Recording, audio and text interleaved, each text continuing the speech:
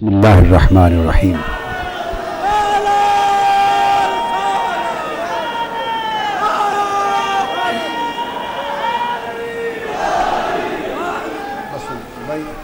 آقا علیہ السلام نے فرمایا حدیث پاک، میں اختصاراً بات سمجھا رہا ہوں، جس میں سیدنا جبرائیل امین نے انسانی بشری شکل میں آ کے عرض کیا صحابہ کرام کی مجلس میں، یا رسول اللہ ایمان کیا ہے؟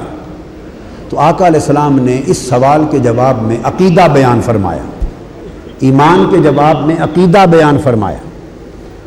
پھر عرض کیا یا رسول اللہ اسلام کیا ہے؟ تو اس سوال کے جواب میں آقا علیہ السلام نے اسلام کے جو اعمال ہیں، جنہیں ارکان خمسہ کہتے ہیں، تو وہ ارکان یعنی اعمال بیان فرمائے۔ پھر پوچھا یا رسول اللہ احسان کیا ہے؟ تو اس سوال کے جواب نے آقا نے حقیقت تصوف بیان فرمائی کہ احسان یہ ہے کہ تو عبادت یوں کرے گویا اس کے جلوے کا دیدار کر رہا ہے، اس کے حسن لازوال کا دیدار کر رہا ہے۔ یہ میں نے مختصر بات کر دی۔ تو سمجھانا مقصود یہ ہے کہ ایمان کو آقا علیہ السلام نے عقیدہ کا عنوان قرار دیا، اور اسلام کو آقا علیہ السلام نے اعمال اور فرما برداری کا عنوان قرار دیا۔ دو چیزوں میں فرق ہو گیا۔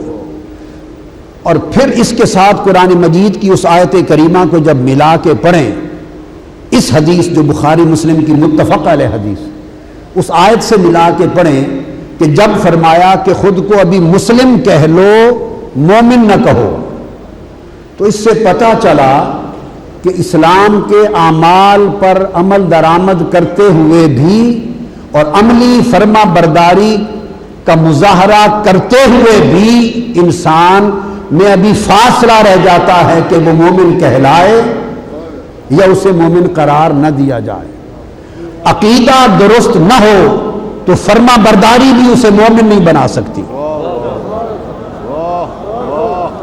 عقیدہ میں خلل ہو، عقیدے میں خلل ہو تو ارکان خمسہ، پانچوں ارکان اسلام پر عمل کر کے بھی وہ مومن نہیں بن سکتا۔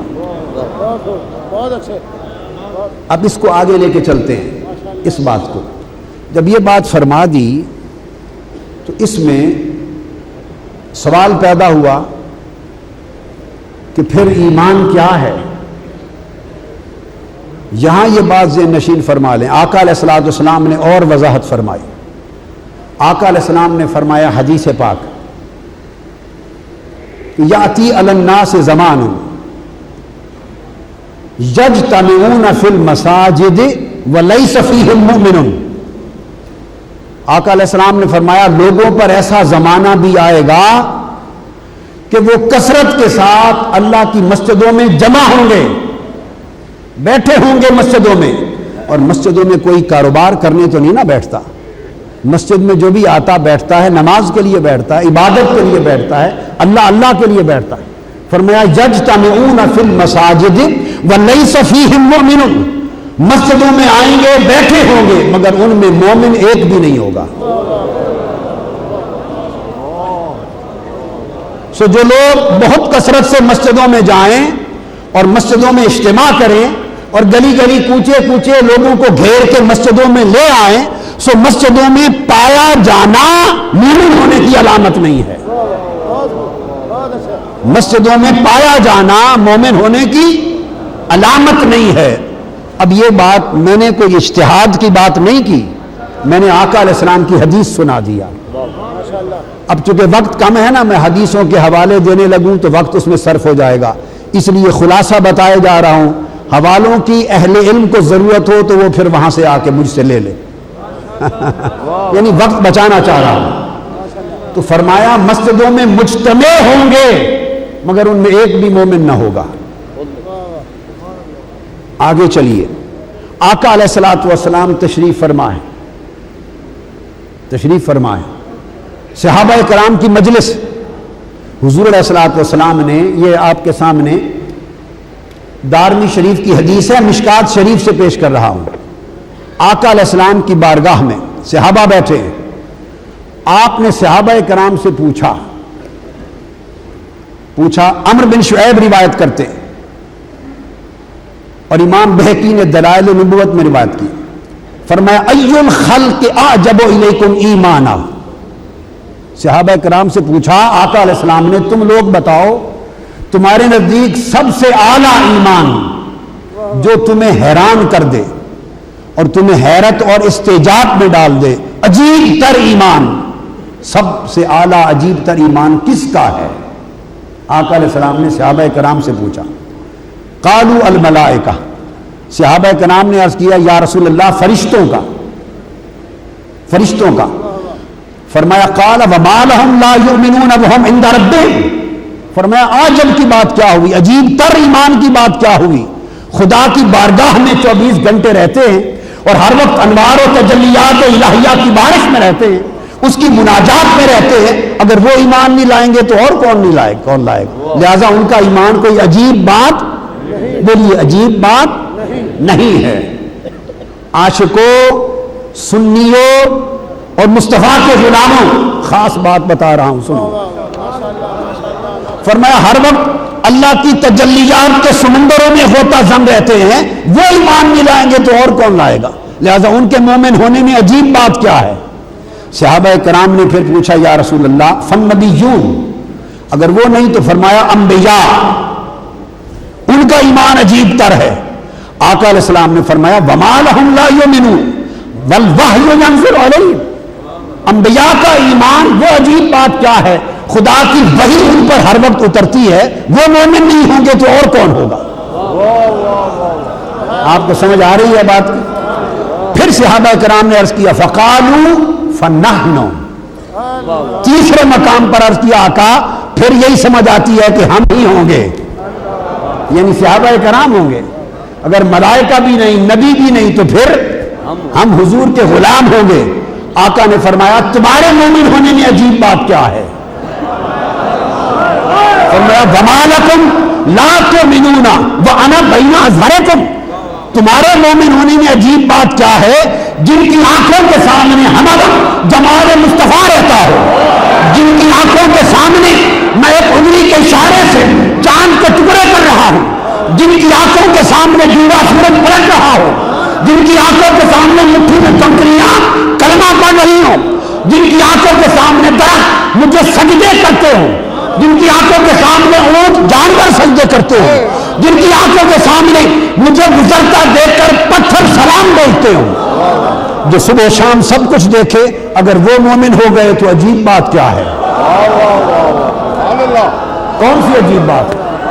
تو پھر صحابہ کرام عرض کرنے لگے آقا اس کے بعد ہمارا علم جواب دے گیا, بس بقایت پھر آگے ہمیں کچھ معلوم نہیں, اب آپ ہی فرما دیجئے. تو تاجدار کائنات آقا علیہ السلام نے جواب دیا قال فقال ان اعجب الخلق الی ایمانا لقوم یکونون من بعدی. فرمایا عجیب ایمان ان لوگوں کا ہے جو تم سب کے بعد اس زمانے میں آئیں گے کہ مجھے دیکھا بھی نہیں ہوگا پر میرا عشق کریں گے, میرا جلوہ نہیں کیا ہوگا, میرے دیدار کی تابانیاں نہیں دیکھی ہوں گی, میرے معجزات کو دیکھا نہیں ہوگا آنکھوں سے, بس سنا ہوگا کہ کوئی کنڈل والی زلفوں والا تھا, سنا ہوگا کوئی ایسا حسین چہرہ تھا جس کے حسن پر سورج اور چاند بھی شرماتے تھے, بس سنا ہوگا اور صرف سن کر مجھ پہ قربان جائیں گے. فرمایا ایمان عجیب ان کا ہوگا, ان کے ہاتھ میں صرف کتاب ہوگی اور اس میں پڑھیں گے اور ایمان لائیں گے. اچھا میرے آقا نے فرمایا ابھی میں نے راز نہیں کھولا کہ ایمان ہے کیا, ابھی بتا رہا ہوں کہ آقا نے فرمایا عجیب ایمان ان کا ہوگا, عجیب ایمان عاشقوں کا ہوگا, بات نہیں کھولی. پھر حدیث ابھی امامہ رضی اللہ تعالیٰ عنہ روایت کرتے ہیں آقا علیہ السلام نے مبارکباد دی, امام احمد بن حنبل نے مسند میں روایت کیا, مبارکباد دی اور فرمایا طوبیٰ لمن رآنی وآمن بی. فرمایا مبارک ہو ان کو جنہوں نے مجھے دیکھا اور ایمان لائے. ایک بار مبارک دی, کیا؟ ایک بار مبارک. اور پھر فرمایا وَطُوبَى سَبْعَ مَرَّاتٍ 7 بار مبارک ہو انہیں جو بن دیکھے مجھے مانیں گے. مبارک ہو انہیں جنہوں نے مجھے تکا اور تک کر عاشق ہو گئے. اور مبارک ہو انہیں جو دیکھا نہ ہوگا بن دیکھے عاشق ہوں گے. صحابہ کرام نے پوچھا آقا علیہ السلام کی بارگاہ سے، امام احمد بن حنبل نے مسند میں روایت کی، صحابہ کرام نے پوچھا یا رسول اللہ کیا ہم سے کوئی بہتر بھی ہے آپ کی امت میں؟ کیا ہم سے کوئی بہتر بھی ہوگا؟ اب اس بہتری اور فضیلت کا معنی یہ جزوی فضیلت ہوگی، کلی نہیں. کلی صحابہ کرام کو پوری امت پر ہے. نقطہ سمجھ لیں، جزوی فضیلتوں کی بات ہوتی رہتی ہے کہ اس اعتبار سے بہتر، اس جہت میں بہتر. عرض کیا آقا کوئی ہم سے بہتر بھی ہے؟ اور پھر خود عرض کیا حل احد خیر منا اسلمنا وجاہدنا معک، ہم ایمان لائے اور حضور آپ کے ساتھ مل کے جہاد کیے، قربانیاں دی. تو عرض کیا آقا ہم سے بھی کوئی بہتر ہے؟ اب حدیث آقا نے فرمایا قال نعم، ہاں تم سے بھی بہتر ہے، تم سے بھی بہتر. پھر سمجھا رہا ہوں اس بہتری کا مطلب کلی فضیلت، ورنہ تو کتب اور غوث سارے مل کر بھی ادنا صحابی کی فضیلت کے برابر نہیں ہوتے. یہ بحث نہیں ہے. آقا علیہ السلام نے فرمایا ہاں تم سے بھی بہتر ہوں گے. عرض کی یا رسول اللہ وہ کون؟ فرمایا قوم یکونون من بعدکم یؤمنون بی ولم یرونی، فرمایا وہ لوگ، وہ نسلیں جو بعد میں آئیں گی اور انہوں نے میرے حسن کو دیکھا نہیں ہوگا، بن دیکھے میرے عاشق ہوں گے، بن دیکھے ایمان لائیں گے. اب یہاں کہنا چاہتا ہوں یہ تو یؤمنون بی، بن دیکھے ایمان لائیں گے. بات وہی رہی پھر کہ وہ جو آقا نے اتنی فضیلت بیان کی اور 7 مرتبہ مبارکباد دی، وہ ایمان جو بعد والے لوگوں کا جسے سراہا جا رہا ہے، جس کی تعریف ہو رہی ہے، اور صحابہ کرام کے سامنے جن کے ایمان کو عجیب تر ایمان قرار دیا جا رہا ہے، اس ایمان میں اصل راز کیا ہے؟ یہاں راز سمجھنے سے پہلے ایک حدیث اور جان لیں. طبرانی نے روایت کیا ہے حدیث کو، امام طبرانی نے. زید بن حارثہ ایک صحابی ہیں. آقا علیہ السلام ایک روز باہر نکلے، آگے سے جوان صحابی حضرت زید بن حارثہ ملے. آقا علیہ السلام نے پوچھا یا زید کیف اصبحت، اے زید بن حارثہ بتا تیری صبح کیسے ہوئی، تو نے صبح کیسی کی؟ اور یاد رکھ لے تصوف کی روح اور تصوف کی حقیقت سمجھانے کے لیے حضور داتا صاحب رضی اللہ تعالیٰ عنہ نے کشف المحجوب میں جو بیان شروع کیا ہے اس کی ابتدا بھی اسی حدیث سے کی ہے. اسی حدیث سے روح تصوف کو سمجھایا ہے، یہاں سے ابتدا کی. تو آقا نے فرمایا تیری صبح کیسے ہوئی؟ خاص زید بن حارثہ نے عرض کی یا رسول اللہ اصبحت مؤمنا، میں نے صبح اس حال میں کی کہ میں مومن تھا. عرض کی یا رسول اللہ میں نے حالت ایمان میں صبح کی. یہ توجہ طلب نقطہ ہے. اس پر آقا علیہ السلام نے فرمایا یا زید فانظر ماذا تقول. عرض کیا زید بن حارثہ غور کر کیا کہہ رہا ہے. اس کا مطلب یہ ہے ایمان کو اتنی سستی اور آسان شے نہیں ہے. صحابی کہہ رہا ہے، صحابی میں نے حالت ایمان میں صبح کی. اور تاجدار کائنات فرما رہے ہیں زید بن حارثہ غور کر کیا کہہ رہا ہے، کیا کہہ رہا ہے. آپ نے فرمایا لکل قول حقیقت وما حقیقت قولک ایمانک. آقا نے فرمایا ہر شے کی ایک حقیقت ہوتی ہے. بس میں اتنا حصہ ہی سناتا ہوں چونکہ ریلیونٹ ہے. ہر شے کی حقیقت ہوتی ہے، بے حقیقت کوئی شے نہیں ہوتی. تمہارے بتاؤ ایمان کی حقیقت کیا ہے؟ اس کا مطلب چلا کہ خالی دعویٰ ایمان سے بات نہیں بنتی. ایمان اگر خالی از حقیقت ہے تو دعویٰ ایمان باطل ہے. وہ جو آرام کو روکا تھا وہ یہ تھا کہ ابھی تمہارا ایمان حقیقت نہیں بنا، جب حقیقت بن جائے گا تو دعویٰ کرنا. تو ایمان کی ایک حقیقت ہے، وہ آج سمجھانا چاہتا ہوں کہ وہ حقیقت ایمان کیا ہے. وہ حقیقت ایمان کیا ہے اور انہی کی زبان پاک سے بتانا چاہتا ہوں. جو ایمان عطا کرنے والے، جو خود ایمان ہیں، جو خود بنائے ایمان، آقا علیہ السلام فرمایا، ابو ہریرہ رضی اللہ تعالیٰ عنہ نے روایت کی حدیث، اور صحیح مسلم میں حدیث ہے، صحیح مسلم میں آقا علیہ السلام نے ان رسول اللہ صلی اللہ علیہ وسلم قال، اب وہ فرما رہے ہیں جو ابھی تک جتنی حدیثیں سنائیں کہ وہ مبارکباد کے حقدار وہ ہیں جو میرے بعد آئیں گے اور بن دیکھے ایمان لائیں گے۔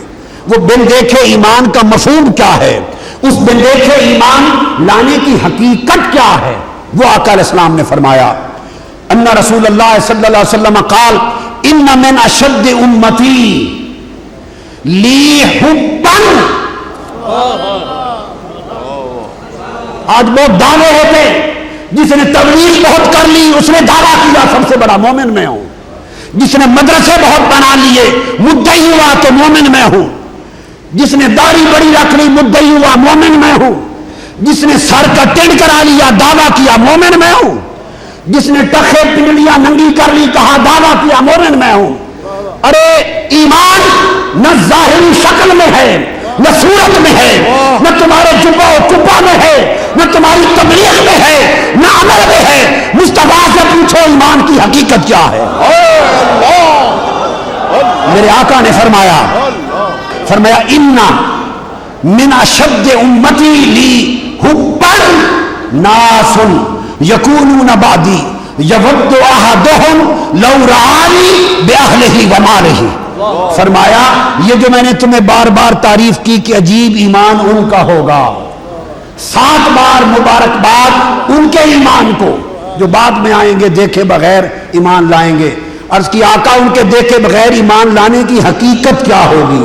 فرمایا بن دیکھے ایمان لانے والوں کی حقیقت جن کا ایمان مقبول اور لائق مبارکباد ہے وہ یہ ہوگی، فرمایا انا من اشد امتی لی حبا، وہ بن دیکھے مجھ سے عشق کرتے ہوں گے، بن دیکھے مجھ سے عشق کرتے ہوں گے۔ ممکن ہے کسی کو خبط ہو، خیال ہو، گمان ہو کہ میں نے ترجمہ حب کا عشق کر دیا، میں نے غلط نہیں کیا۔ اگر خالی حبن آتا تو ترجمہ محبت کرتا، اگر لفظ آتا خالی حبن تو ترجمہ کرتا محبت کا۔ ارے حب اور محبت تو ہوئی محبت، اور اگر محبت پر اشدوں کا لفظ لگ جائے، شدید حبن ہو تو شدید محبت، اور مصطفیٰ نے شدید بھی نہیں کہا، فرمایا اشدنی حبن، شدید سے بڑھ کر ٹوٹ ٹوٹ کر محبت کرتے ہوں گے۔ ارے جہاں محبت کی حد ختم ہو جائے اور محبت اشد حبن بن جائے اس کو عشق مصطفیٰ کہتے ہیں۔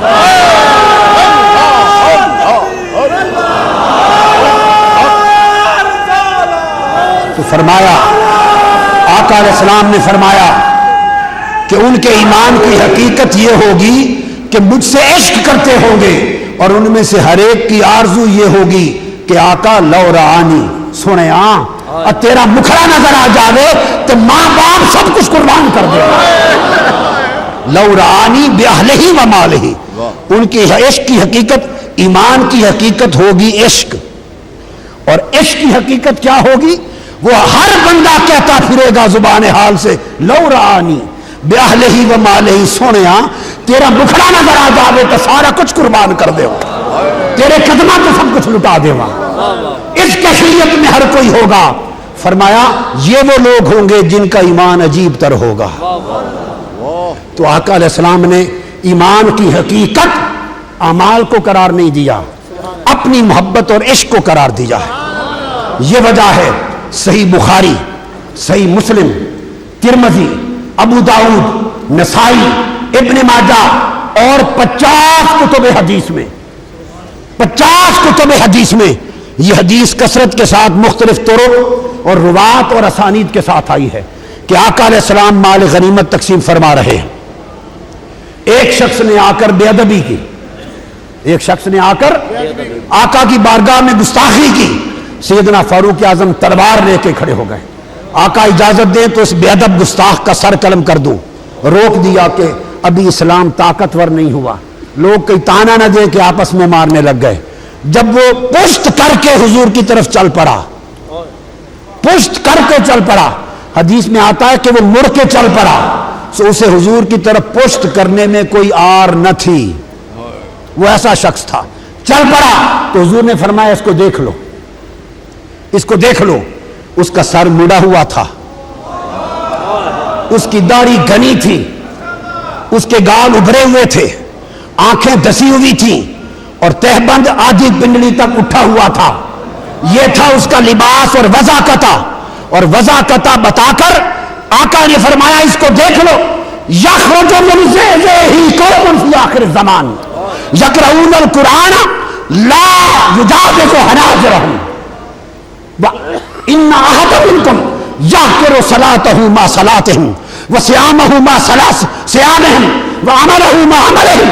فرمایا اتنے نمازیں پڑھتے ہوں گے اس کی نسل سے قوم آئے گی، آخری زمانے میں اس کی نسل سے قوم آئے گی. اتنی نمازیں پڑھیں گے کہ حضور صحابہ سے فرما رہے ہیں کہ تمہاری نمازیں، تم اپنی نمازیں ان کے مقابلے میں کم دیکھو گے، کسی اور کو نہیں، صحابہ سے فرما رہے ہیں. اتنے روزے رکھیں گے کہ اپنے روزے ان کو کم نظر آئیں گے ان کے مقابلے میں.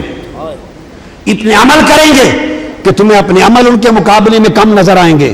کثرت کے ساتھ قرآن پڑھیں گے مگر قرآن ان کے حلق سے نیچے نہیں جائے گا.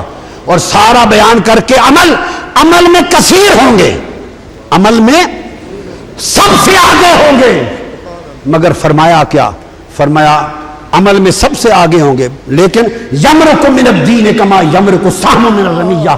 دین سے اس طرح خارج ہوں گے جس طرح تیر شکار سے خارج ہو جاتا ہے. تو پتہ چلا نمازیں پڑھنے سے ایمان کی حفاظت کی ضمانت نہیں ملتی، محض روزے رکھنے سے، محض نماز پڑھنے سے، محض تبلیغ کرنے سے، محض وضاقتیں سے ایمان کی حفاظت نہیں. ایمان عمل کا نام نہیں، مصطفیٰ کی محبت اور مصطفیٰ کے ادب کا نام ہے. عشق مصطفیٰ ہے اور ادب مصطفیٰ ہے تو ایمان کی حقیقت ہے. اگر دل عشق اور ادب مصطفیٰ سے خالی ہیں سارے اعمال دوزخ کا ایندھن بن جائیں گے، دوزخ کا ایندھن بن جائیں گے. صحابہ کرام کے پاس یہی راز تھا، یہی راز تھا. عاشق تو وہ تھے ہی. ایک آدھ حدیث ختم کرنے کے لیے قریب جا رہا ہوں، نہیں سنا دوں. عاشق تو وہ تھے ہی. ان کے ادب کا عالم یہ تھا کہ برا بن عازب سے کسی نے پوچھا، صحابی سے، بتاؤ حضور علیہ السلام نے قربانی کے لیے کن جانوروں کو منع فرمایا اور کن جانوروں کی اجازت ہے؟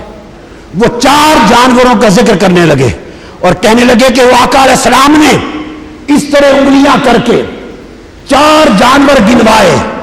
بس اتنی بات کی تھی، آقا نے بھی انگلیاں 4 کر کے 4 جانور گنوائے تھے. صحابی سوال کے جواب میں وہی بات بتانے لگا کہ اس طرح 4 جانور حضور نے گنوائے. اتنی بات کی تھی. بولو اتنی بات کرنے میں کوئی گستاخی ہوئی؟ ہوتی ہے گستاخی کہ آقا علیہ السلام نے اس طرح 4 جانور گنوائے؟ کوئی بھی ادبی ہے؟ نہیں، ہماری نگاہ میں بھی ادبی نہیں. مگر صحابہ کرام عشق اور ادب کے اس مقام پر تھے کہ یہاں بھی ایک بے ادبی کا شائبہ تھا. اتنی بات کہہ کر انہیں خیال آیا کہ یہ اشارہ 4 انگلیوں کا کہیں یہ حضور کی انگلی کی برابری نہ بن جائے، برابری نہ بن جائے. ساتھ ہی کہہ دیا کہ میری انگلیاں حضور کی انگلیوں سے چھوٹی ہیں. ہائے ہائے ہائے، یہ ادب کا عالم. حضرت عباس حضور کے چچا، کسی نے ان سے پوچھا، حضرت صدیق اکبر سے پوچھا، حضرت عثمان نے کسی سے پوچھا، متعدد احادیث پوچھا کہ عمر میں آپ بڑے ہیں یا حضور بڑے ہیں؟ آپ بڑے ہیں یا حضور بڑے ہیں؟